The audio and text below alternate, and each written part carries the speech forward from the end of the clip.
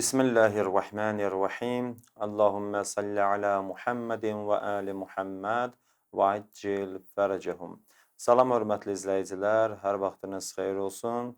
Bir daha sizləri Səqifədən şəhadətə verilişində xoş gördük. Dəyərli izləyicilər, artıq Səqifədən şəhadətə verilişinin axırıncı buraxılışındayıq. Bu bizim 30-cu çəkilişimizdir ki, Allahın lütfü, inayəti ilə bu axırıncı verilişimizdir. 29 dənə bizim çəkilişimiz oldu ki, hörmətli ustadımız Səqifədə baş verən hadisələrdən ta şəhadətə qədər olan bəzi mətləbləri bizlərin və siz əzizlərin diqqətinə çatdırdı və bu gün də inşallah axırıncı mövzumuzdur. Bununla da Səqifədən şəhadətə verilişimiz tamamlanacaq Allahın lütfü, inayəti ilə. Səqifədə nələr baş verdi və bugün isə Səqifədə baş verən hadisələrin nəticələri haqqında dəyərli ustadımız bəzi mətləbləri danışacaq. Yəni, Səqifə oldu, Səqifədə hansı hadisələr baş verdi, bunların nəticələri nə oldu, Səqifədə baş verən nahaq seçimin, belə deyək də, fəsadları özünü hansı tarixin bəzi qismətlərində göstərdi, nə kimi fəsadlar törətdi. Bəli, məlum məsələdir ki, Səqifədə atılan o yanlış addımlar Həzrəti Əli əleyhissalamın haqq olan xilafətdən uzaqlaşmasına səbəb oldu. Həzrəti Zəhra salamullahi əleyhanın şəhadətinə səbəb oldu. İmam Həsən əleyhissalamın şəhadəti, İmam Hüseyin əleyhissalamın Aşurada amansızcasına şəhid olması və s. digər imamların belə deyək, şəhadəti ilə nəticələndi. Xülasəsini belə deyə bilərik ki, Səqifədə atılan o yanlış addım İslam tarixində çox böyük zərbə vurdu. Və ta bu günümüzə qədər o hadisənin ağrısını, acısını İslam ümməti çəkməkdədir və belə görünür ki, hələ bundan sonra da neçə illər İslam ümməti bu ağrı acını öz vücudunda hiss edəcəklər. Çünki bu ixtilaflar, parçalanmalar, müsəlmanların bir-birinə qarşı olan kin-küdurəti, nifrəti, həqiqətən də bunların hamısının kökü, mənbəyi qayıdır ta Səqifəyə. Əgər Səqifədə o yanlış addım atılmasaydı, Həzrəti Peyğəmbər Salavatullahın sözü ayaqlar altına atılmasaydı, Əmir-əl-Müminin Əli əleyhissalam haqq olan kürsüsünə çatsaydı, xilafət məqamına çatsaydı, bəlkə də tarixin gedişatı bu günləri daha da fərqli və daha gözəl olardı İslam ümməti üçün. Bəli, inşallah hörmətli və dəyərli ustadımız bu mövzu haqqında daha ətraflı, daha geniş məlumatlar verəcək və axırıncı verilişimiz olduğu üçün də ustadımız elə o məsələnin nəticələrini bizlərə inşallah ki, izah edəcək. Studiyamızın həmişə olduğu kimi daimi qonağı Cənab Höccətül İslam Atabəy Binyətovdur. Salam aleykum ustad, hər vaxtınız xeyir olsun, xoş gördük sizi. Aleyküm salam və rəhmətullah, çox sağ olun, təşəkkür edirəm. Mən də öz növbəmdə birinci sizi salamlayıram və o cümlədən dəyərli izləyicilər salamlayıram. Allah Teala inşallah bizlərə lütf edib ki, bu mövzuda çıxış edək, söhbət edək. Allah Teala bizləri həqiqi Xanım Zəhranı sevib və sevdirənlərdən qərar versin inşallah. Amin inşallah ustad. Allah razı olsun, Allah sizi salamat eləsin ki, həqiqətən də bu mövzu, bu tarixi faktlar, dəlillər önəmli mövzular idi ki, 29 bizim çəkilişimiz oldu, verilişimiz oldu ki, burada bu gözəl proqram çərçivəsində haqqı, ədaləti, dəlillər, sübutlar əsasında çatdırdınız, qeyd etdiniz. Və bugün də artıq bizim son verilişimizdir. İstərik bu son verilişdə bu Səqifənin xülasə olaraq nəticəsi və nəticələri nələr oldu, bu qısa müddət ərzində inşallah bizlərə çatdırasınız. Bismillahirrahmanirrahim və bihi nəstəin, innəhu xeyr nasirin və mu'in. Siz bayaq da gözəl qeyd etdiniz. Səqifənin mühüm və çox ağrılı, acılı təsirləri oldu insanlara. Yəni ən birincisi İslam dininə böyük bir zərərləri oldu. Bəli. Birincisi bunun ən böyük nəticəsi bu oldu ki, İmam Əli əleyhissalam xilafətdən kənarlaşdırıldı.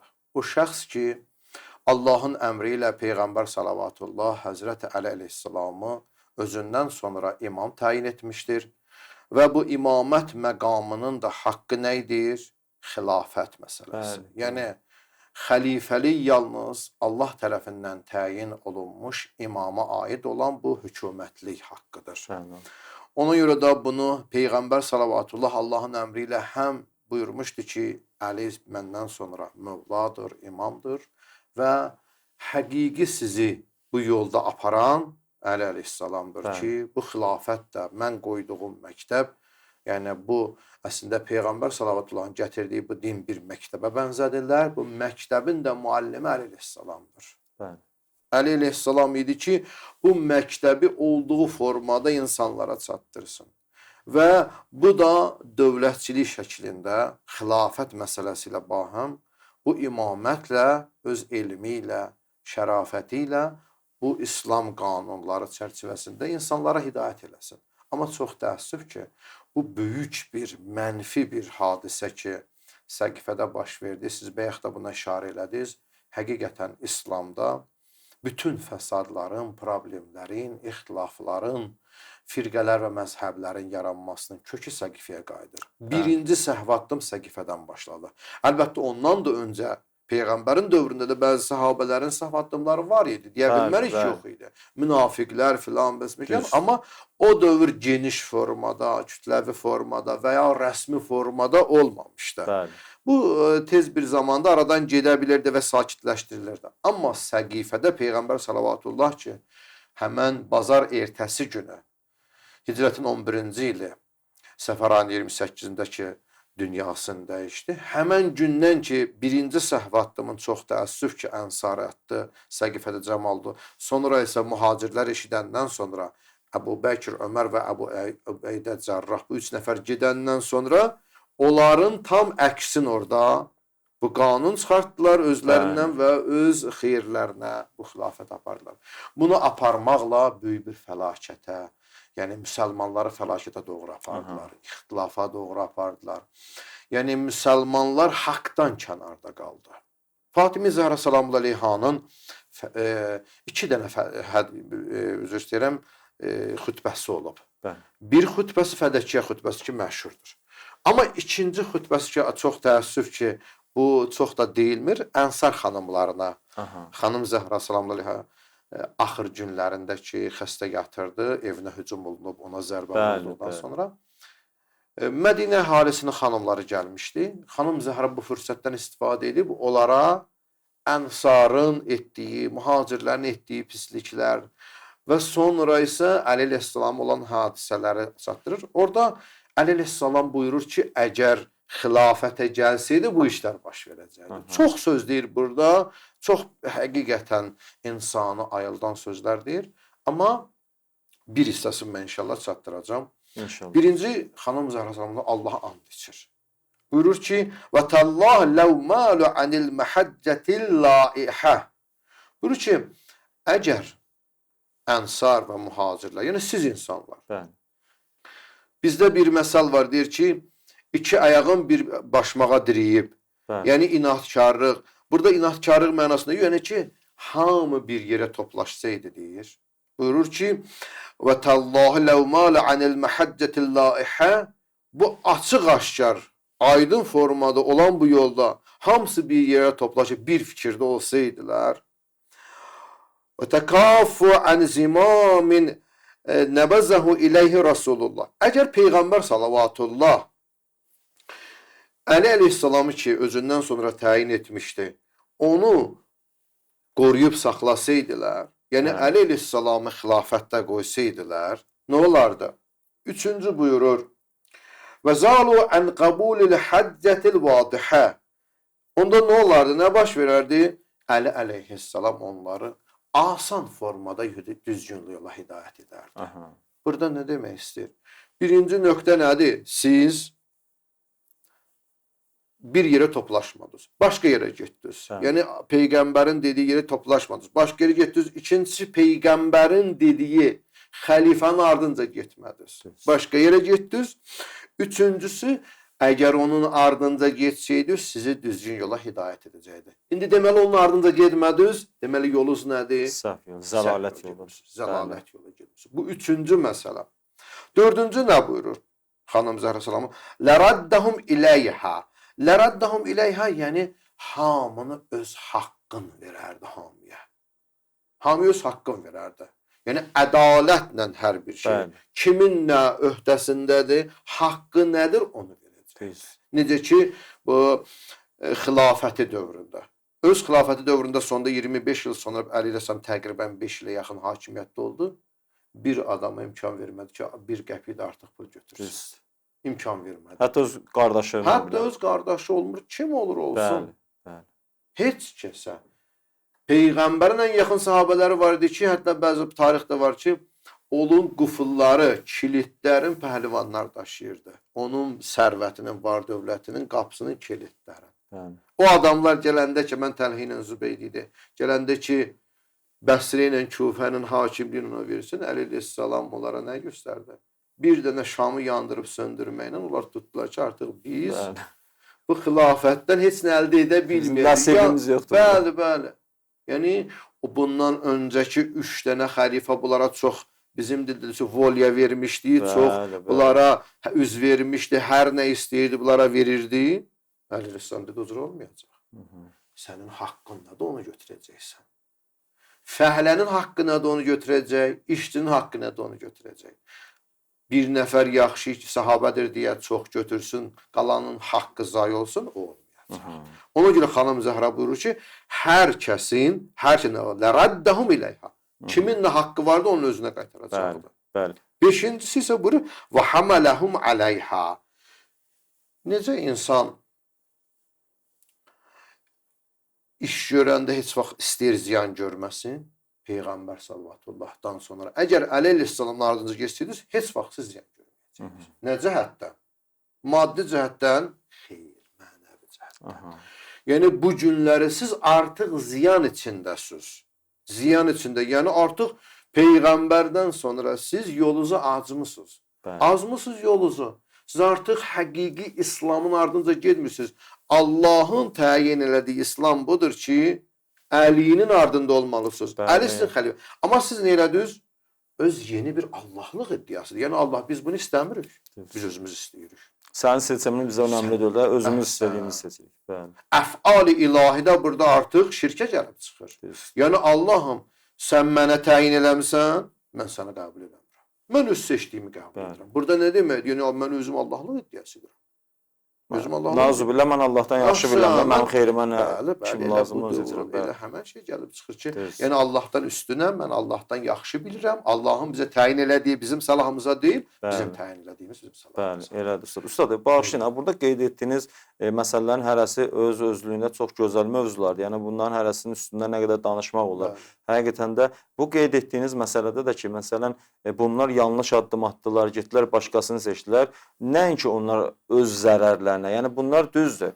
Həmən vaxtda, həmən zamanda, həmən məkanda öz zərərlərinə bir seçim elədilər. Bəlkə də bunun fərqinə varmamışlar bir çoxsu. Amma bunlar təkcə onların zərəri ilə də nəticələnmədi axı. Bunlar düşünmədilər ki, bizdən sonra gələcək nəsillər bizim etdiyimiz bu yanlış addıma görə, yanlış seçimə görə onlar da bu zəlalətə düşəcəklər. Onlar da bu yanlış yolu gedəcəklər bir çoxları ki, günümüzdə də baxırıq, görürük. Həqiqətən də bir çox müsəlmanlar bu yanlış xəttə getmək üzrədirlər. Bilirsiniz, bu istər ənsar olsun, istər mühacirlər olsun. Bu Səqifə məsələsində böyük bir problem açdılar bu müsəlmanların başına. Ta İmam Zaman zuhuruna qədər bu iş düzəlməyəcək. Müsəlmanları bir bəlaya saldılar ki, siz dediyiniz kimi, ola bilər özlərinin dövründə bunun çox da böyük bir təsiri inkişaf etməsin. Yəni tsunami kimi də, bəzən tsunami okeanlarda yerin altında bir zəlzələdir. Bir zəlzələdir, tərpənir, onun təsiri nə vaxt olur? Onun təsiri yavaş-yavaş dalğalara verir, dalğalar gəlir sahildə olan bütün hamını yuyub aparır. bəzi hadisələr istər Səqifə olsun, istər Kərbəla hadisəsi olsun. Məxsusən Səqifədən başladı da bu. Bu Səqifə hadisəsi həqiqətən böyük bir tsunami idi ki, amma mənfi bir tsunami, dağıdıcı bir tsunami idi. Bu nə oldu? Orada ola bilər Ənsardan 6 nəfər cəm olmuşdu. Mühacirlər 3 nəfər gəldilər, cəm oldular. Bu işi öz xeyirlərinə. Bəli. Ənsar öz xeyri üçün hazırlaşdı. 6 nəfər cəm olmuşdu. 3 nəfər mühacir gəldi. Öz xeyirlərinə dəyişdilər. Özləri üçün bir müəyyən müddətlə zaman çərçivəsində faydalandılar, xilafət faydası. Bəli. Amma bunlar nə iş gördü? Böyük bir mənfi təsir qoydular ki, mənfi təsir qoydular. Bu günləri hətta müsəlmanlar bir-birinə qarşı həm Peyğəmbərin həqiqi dinindən kənarlaşdı, əksər firqələr məsələlər, həm elmindən və bu günlərdə bir-birinə qarşı düşmənçilik yarandı. Yəni bunun nəticəsi ta İmam Zaman zoruna kimi gedəcək. Davamlı olacaq. Bu birinci məsələ. Sonra isə buyurur. Digər bir məsələlərdə oxuyum, tamamlayam. Xanım Zəhra salamü buyurur. Ləsara bihim seyrən sucuva. Deyir, hər kəs öz meyvəsin əksiydi, öz ağacından həmən meyvəni dərərdi. Nə deməkdir elə? Həqiqətdə nə ağacı əkirsən, o meyvəsini dərirsən. Yəni, alma ağacı əkirsən, alma meyvəsi dərirsən. Gilas ağacı əkirsən, gilas meyvəsi. Burada xanım Zəhra nə işarə edir? Yəni, onu demək istəyir ki, siz bu günlər Allaha doğru gedirsiniz, amma nəticə etibarı ilə siz cənnətdir də nəticə, düzdür? Allaha doğru gedən nəticəsi cənnətdir. Siz bu gün səhv yol getməklə nəticə cəhənnəmdir, cənnət deyil. Siz həqiqətdə istəyirsiniz Allaha doğru gedəsiniz və yaxud İslam dininin adı ilə bu işi görmüsünüz, amma nəticə o deyil. Siz əkdiyiniz meyvənin həmən meyvəsini dərmirsiniz. Başqa bir şeyə ki, başqa bir şey dərir. Yəni, bu demək ki, siz həqiqətdə bu işi görməklə çox səhvə yol verdiniz. Əgər əlinin dalıca getsəydiniz, həqiqi İslamdan bəhrələnərdiniz. 6-cı, 7-ci isə buyurur, bu nöqtəyə işarə edim, çox gözəl bir nöqtə. Deyir ki, la yəklumu xişaşuh. Xişaş burada nə deməkdir? O həqiqi məqsədə çatdırmaq.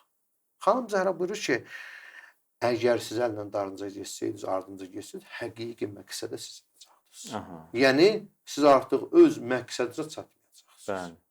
O ki, Allaha doğru getməkdir əsl məqsəd, kamala çatmaq və Allahın dediyinizə, siz bununla öz məqsədinizə çatmadınız. Bu mövzu Əli əleyhissalam barəsində bu çoxdur, geniş mövzudur. Bu qədər mən bundan kifayətlənirəm. Birinci məsələ dedi ki, Əli əleyhissalamı xilafətdə kənarlaşdırdılar. Səqifənin birinci nəticəsi. Və bu Əli əleyhissalamı kənarlaşdırmaqla nə oldu? Müsəlmanları həqiqi İslamdan, həqiqətdən uzaqlaşdırdılar. Və bu günlərdə bu problem için. İkinci nə oldu? İkinci isə xanım Zəhra salamullahi aleyhanın böyük bir mirası olan, bağı olan Peyğəmbər tərəfindən ki ona verilmişdi. Bunu neyin edilər? Bunu əlindən aldılar. Bunu almaqla Əhl-i Beytə qarşı zülüm başladı. Onun haqqın əlindən əslində aldılar. Bir bağ, ola bilər bir bağdır deyək ki. Amma bu bağ vasitəsilə Əhl-i Beytə Allah Teala deyir və ətizəl qurba haqqə. Allah Teala Quranda Peyğəmbərə deyir, deyir, öz yaxınlarına Əhl-i Beytin haqqın ver, Peyğəmbər kimi şəxsə deyir. Yəni, bunun kimi ikinci bir adam dünyaya, ümumiyyətlə varlıq aləmində üstün bir varlıq. Onunla belə deyir ki, öz yaxınları kimidir xanım Zəhra? Bu ətizəl qurba haqqə elə xanım Zəhraya fədəki onda vermişdi. Amma bunlar gəldi, onu aldılar. Yəni, Əhl-i Beytin ilk haqqının tapdalanması, yəni maddi baxımından, iqtisadi baxımından sanksiyalar oradan başladı. Fədək bağının alınması. Fədək bağının alınması ilə sanksiyalar, ilk iqtisadi sanksiyalar oradan başladı. Bu ikinci, üçüncüsü isə ən əsası xanım Zəhra salamullahi aleyhanın o ki, bütün müsəlmanlar üçün o qapı ehtiramlı idi. Xanım Zəhraya, Peyğəmbərin düzdür, bəzən iddia edirlər ki, bu qədər siz xanım Zəhradan danışırsınız, Peyğəmbərin o biri evladlarından, qızları da vardı, Zeynəb vardı, digər şəxslər var, niyə danışmırsınız? Axı biz Peyğəmbərin dövründə onlardan da danışırıq, işimiz yoxdur, amma Peyğəmbərin dövründə Peyğəmbərin qızlarının içində xanım Zəhra qədər hörmətə malik olan ikinci bir şəxs yox idi. Bəli. Ona zülm olanda o son anda şəhadət etdi və bu bizim etiqadımıza görə və həqiqi İslamın dəyərinə görə və Allahın dediyinə görə bir imamın həyat yoldaşı, Peyğəmbərin qızı və 11 imamın anası sayılır. Bəşəriyyətin orada vurur. Heç bir Peyğəmbərin evladı bu qədər dərəcədə məqamat çatmayıb. Düzdür. Ən əsası isə xanım Zəhra salamullahi aleyhanın şəhadətinə səbəb oldu. Bu səqifənin başlanğıcı. Halbuki Peyğəmbər salavatullahın ham ayağına qalxırdı. Ham ona doğru gedirdi qarşılamağa. Amma Peyğəmbər salavatullah xanım Zəhranı qarşılamadı. Onun ayağına qalxırdı, qarşılamadır. Hətta bəzi hədislərdə buyurur ki, xanım Zəhranın qarşılamağa getməyəndə Peyğəmbər yüyürə-yüyürə gedirdi. Yüyürə-yüyürə. Nəinki bir qalxasan, bir ehtirama qalxdın, bir yavaş-yavaş yox. Yüyürə-yüyürə onun məqamı müsəlmanlara çatdırırdı ki, xanım Zəhra. Amma o qapı ki, vəhiy qapısı idi, o evdə vəhiy nazil olurdu. Peyğəmbərin ən sevdiyi qapı idi, ən sevdiyi evladlar var, orada yerləşirdi insanlar. Amma müsəlmanlar səqifədən sonra ora cürət tapdılar. Bəzi müsəlmanlar o qapıya atəş vurdular, alov vurdular, ocaq qaladılar, yandırdılar və o qapını xanım Zəhraya doğru çırpdılar. Və qapı arasında qaldı, divarla qapı arasında. Hətta bəzən buyururlar ki, orada olan mıx da xanım Zəhranın, yəni mismar ki var idi o dövrə uyğun, xanım Zəhranın qaburğasını əzdi filan, bətnindəki evlad sekt oldu. Hətta bəziləri hörmətsizlik edərək qını qarışıq qılıncı qaldırıb xanım Zəhranın qolundan vurdular, bir təpiyi də vurdular və evladın sekt olması sonda nə oldu? Bir müddət xəstə yatdıqdan sonra xanım Zəhra ağır zərbələrdən aldığı nəticəsində şəhadətə getdi. Şəhid oldu. Yəni bu qədər üçüncü bir dəlil.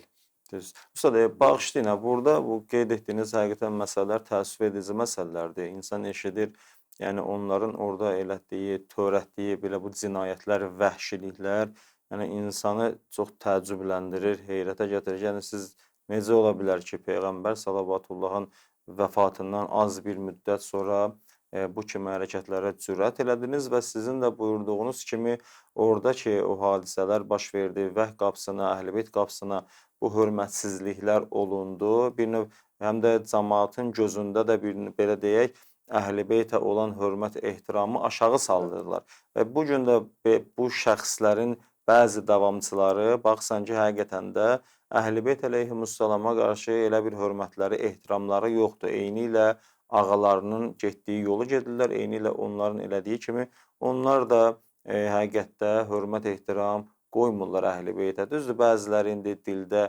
yalandan hörmət ehtiram iddiasındadılar, amma həqiqətdə görürsən, əməli şəkildə xeyr, o deyil.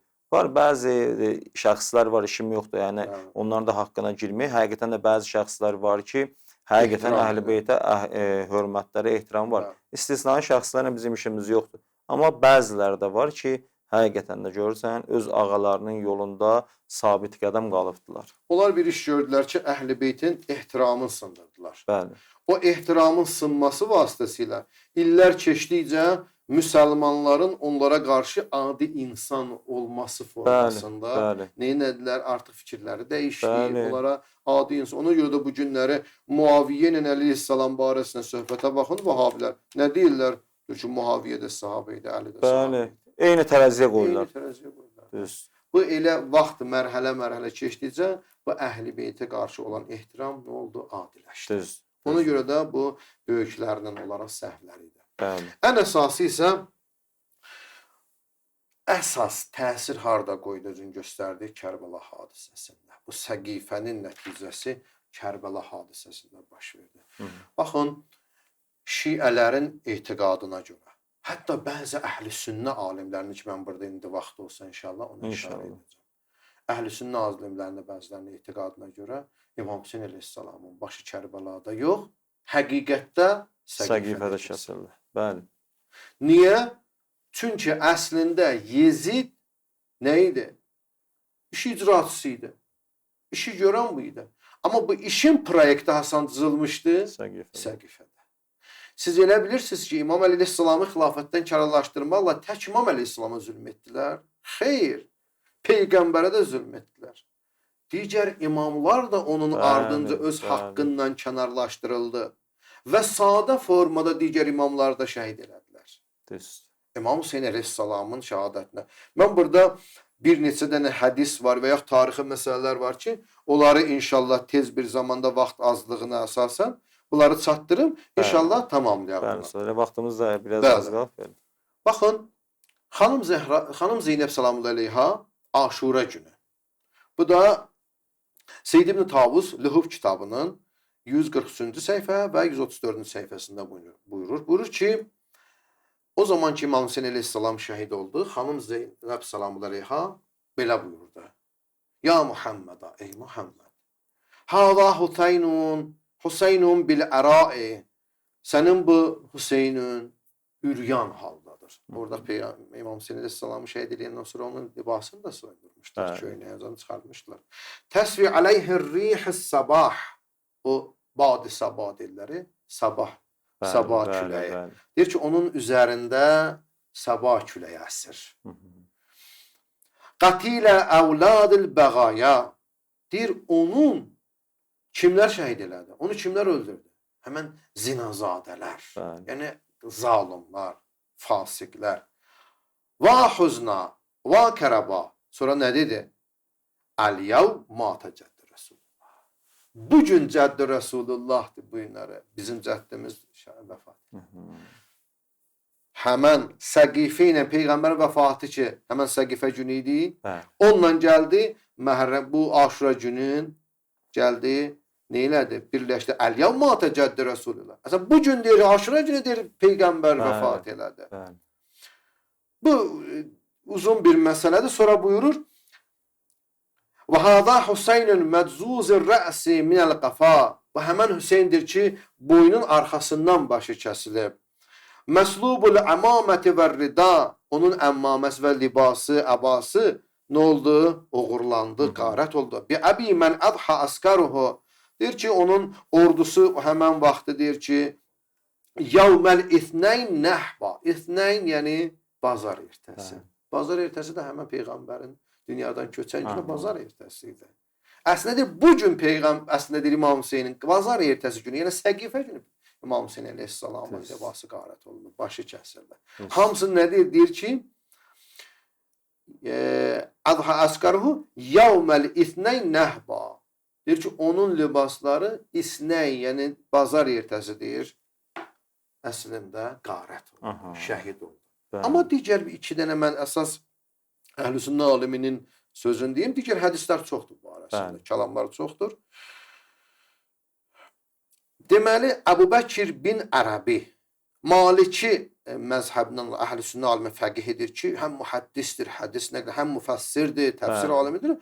Əndəlosdan olub, indiki qədim İspaniya, mən Əndəlosdur, indi İspaniyada. Bu 6-cı əsrdə yaşayıb. Yəni 468-də dünyaya gəlib, yəni 5-ci əsrin axırları və 543-cü ildə, yəni 6-cı əsrdə dünyasında. Onun buyur, o kitab, o belə buyurur, buyurur ki, Ennəl Hüseyn qutilə bisayfi cəddih. Deyir, Hüseyn öz cəddinin qılıncı ilə deyir, qətlə getirildi. Yəni həmən Aşurada. Amma digər bir, bunun digər Əhl-i-Sünnə alimi var ki, buyurur, Ziyauddin İbn Əsir Cəzri.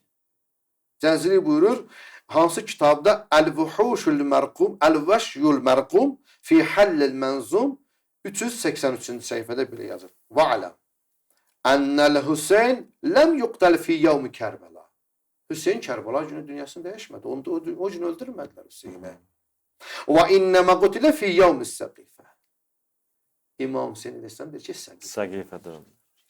Bu da Əhl-i-Sünnə alimidir. Əhl-i-Sünnə alimidir ki, bunlar da deyirlər ki, İmam Hüseyn əleyhissalamı əslində Kərbəlada yox, Səqifədə öldürdülər, qətlə yetirdilər. Yəni əslində Yezid icraçı idi. Bu proqramın proyekti Səqifədə qurdular, hazırladılar və bunu neynədilər? Gəldilər Kərbəlada Aşura günü xətmə yetirdilər, icra etdilər. Amma bunun təsirləri yenə də davam elədi. Amma bir dənə də bu məsələyə işarə edim, qurtarırıq Bəli, inşallah. buyurun Üstad.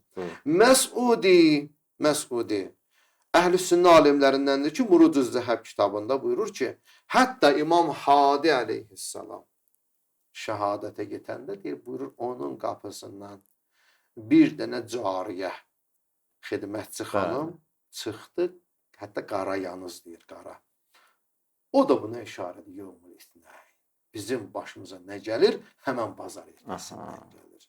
Baxın, belə buyurur. Buyurur ki, Kanət vəfatı Əbil Həsən Ali ibn Muhammed fi xilafəti Mu'təz.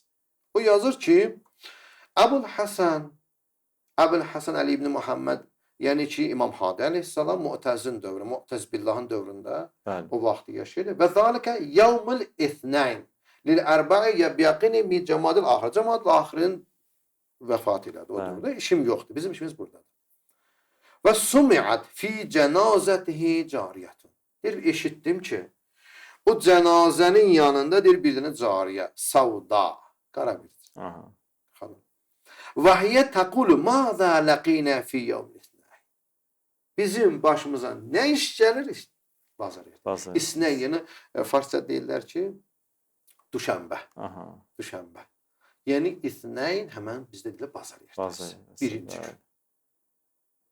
Bizim başımıza nə gəlir? O bazar ertəsindən. Yəni həmən bazar ertəsi nədir? Həmən səqifə.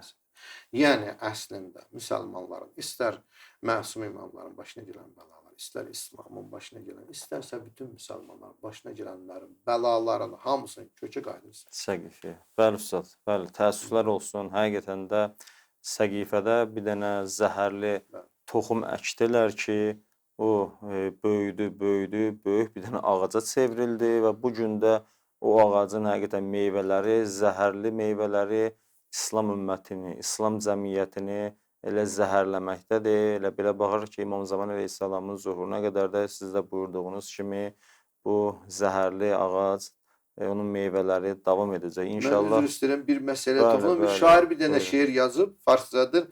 Deyir ki, məzmunu budur ki, deyir,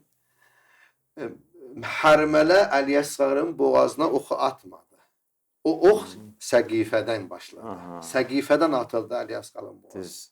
Yəni həqiqətən də bu cür oldu. Hər şey səqifədən başladı. İslamın başına nə bala gəldi, hamısı səqifədən. Səqifəyə qadir hamısı. Bəli, təəssüflər olsun Üstad. Bu günə qədər elə İslam ümmətinin başına gələn hadisələrin elə günahları da elə onların əyağına yazılacaq ki, İslam ümmətini, Peyğəmbər ümmətini onlar zəlil, düşmənlər qabağında zəif vəziyyətə saldılar. İnşallah ki, Allah hər kim İslam dininə xəyanət edirsə də cəzasını çatdırsın və bir daha sizə təşəkkürümüzü, minnətdarlığımızı bildiririk. Həm öz adımızdan, həm hörmətli izləyicilərimizin adından ki, zəhmət çəkdiniz. Bu neçə verilişdə, 30 veriliş boyu dəyərli mövzuları hazırladınız. Bizlər üçün, hörmətli izləyicilərimiz üçün çatdırdınız. Tarixi dəlillər, faktlar əsasında həqiqətən də maraqlı və lazımlı tarixi məsələlər idi ki, bizim də məlumatımız az-çox bu məsələlərdən oldu və bir daha minnətdarlığımızı, təşəkkürümüzü bildiririk. Çox sağ olun deyirik sizə.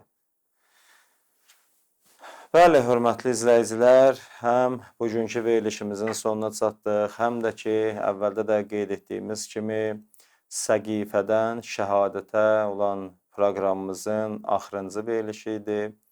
Allahdan arzu edirik ki, ustadımızın ömrünə, elminə bərəkət versin ki, bu dəyərli mövzuları 30 proqram çərçivəsində hazırladı, bizlər üçün danışdı və bizləri də bu məsələlərdən agah etdi və siz əzizlərin də boynuna düşən budur ki, ustadımızın bu dəyərli söhbətlərini digər müsəlman bacı qardaşlarımızla da paylaşın ki, onlar da bu dəyərli mətləblərdən xəbərdar olsunlar.